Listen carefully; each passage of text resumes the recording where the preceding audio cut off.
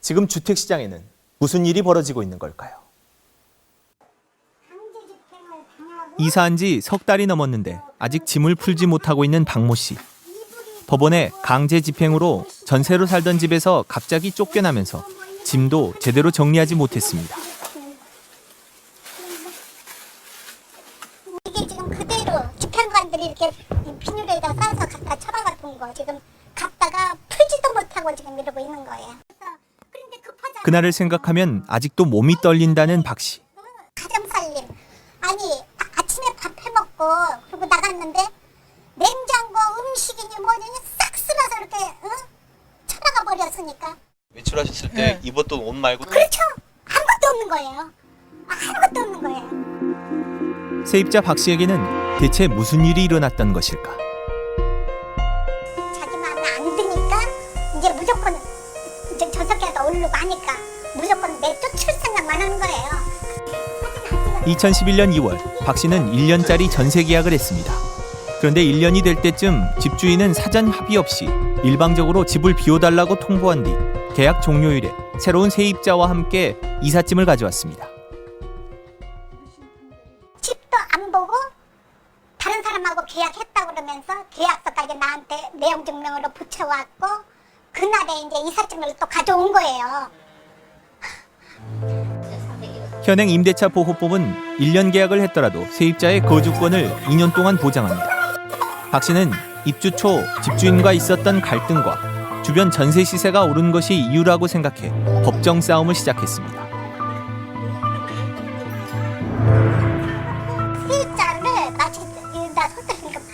마치 종 취급을 하는 거예요. 종. 자기한테 그냥 뭐 무슨 그 고용인이 세입자가 무슨 고용인으로 알아요. 자기 말에 자기가 하는 말에 그냥 굽실굽실하고.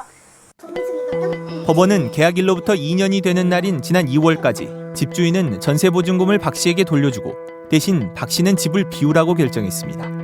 하지만 박 씨는 그동안 벌어진 일에 대한 위약금을 요구하며 항소했습니다.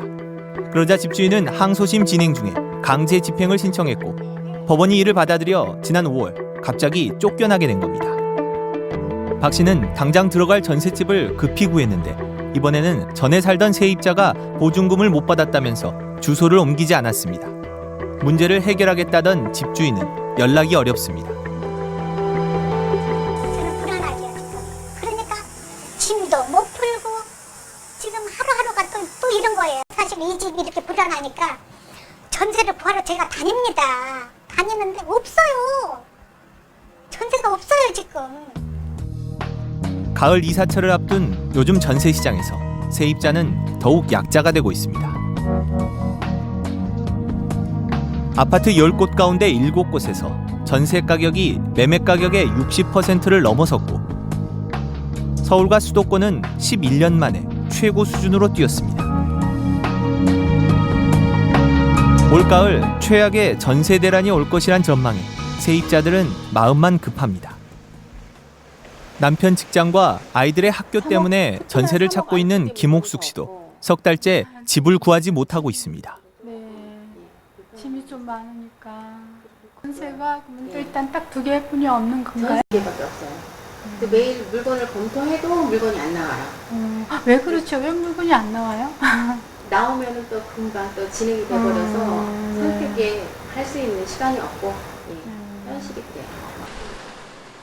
김 씨가 찾고 있는 지역은 전세 가격이 거의 매매 가격에 육박합니다. 집주인들이 대부분 전세를 보증부 월세로 돌리면서 공급 물량 자체가 부족합니다. 올해가 최고인 것 같아요. 몇 년 만이 아니고.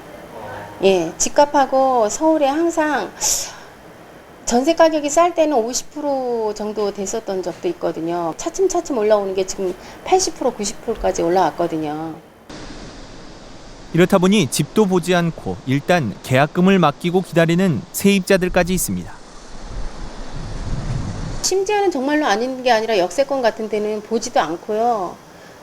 돈부터 넣는 경향도 있어요. 계약금을. 예. 이건 어느 한 지역의 문제가 아닙니다. 최근 1년 동안 평균 전세 가격이 1,000만 원 이상 뛴 자치구가 서울시 25개 구 가운데 20곳입니다. 일부 아파트는 전세 가격이 1억 원 이상 뛰었습니다.